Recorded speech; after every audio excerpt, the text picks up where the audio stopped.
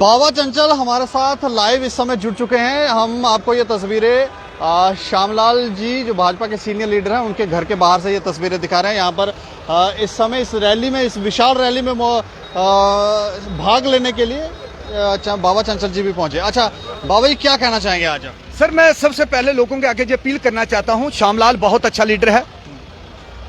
ऐसे लीडरों को हमें जिताकर कामयाब बनाना चाहिए। ये हमारे जम्मू की आन और बान और शान है।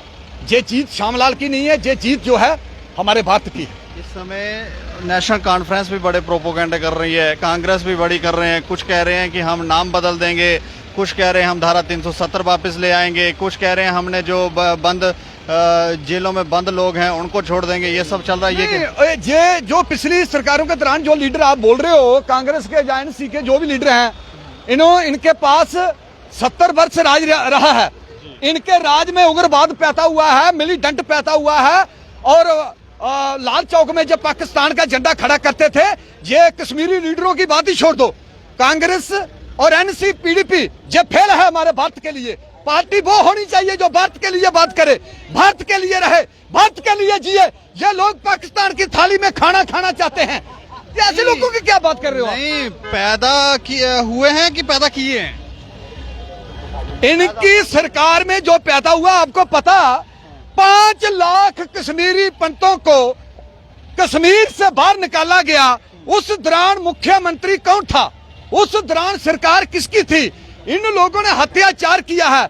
हमारे हजारों नौजवान बेल्ट फोर्स के जवान जो शहीद हुए हैं जम्मू और कश्मीर में, हमले पर हमला पाकिस्तान ने किया है। हमारे जवानों पर हमले किए हैं। एक भी कश्मीरी लीडर जो है वो पाकिस्तान के खिलाफ नहीं बोलता। क्यों भाई? पाकिस्तान इनका मामा लगता है? क्यों नहीं पाकिस्तान के खिलाफ ये लोग बोलते? अगर हम भारत में रहते हैं तो हमें भारत के गुण गाने चाहिए।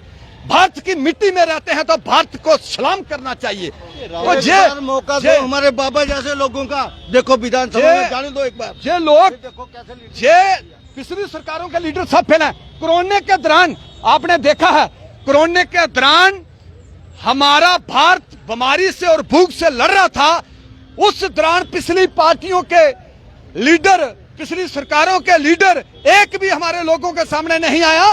घर घर भारतीय जनता पार्टी ने राशन पहुंचाने का काम किया और टीका दवा लगाने का काम किया, भारत को बचाने का काम किया। बाबा जी, ये तो राहुल गांधी जब आए थे तो उन्होंने महाराजा हरि राहुल गांधी जी की बात छोड़िए जी। वो बोलता है गन्ने को गुड़ कहाँ लगता है, एक तरफ से आलू डालो, दूसरी तरफ से सोना निकालो।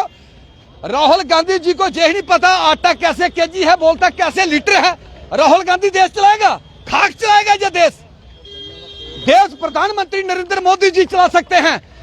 और मैं ये कहना चाहता हूं, अटल बिहारी वाजपेयी जी ने कहा था, लीडर आते रहेंगे जाते रहेंगे, हमारा भारत बचना चाहिए, हमारा देश बचना चाहिए। हमें देश के लिए जीना चाहिए, देश के लिए मरना चाहिए।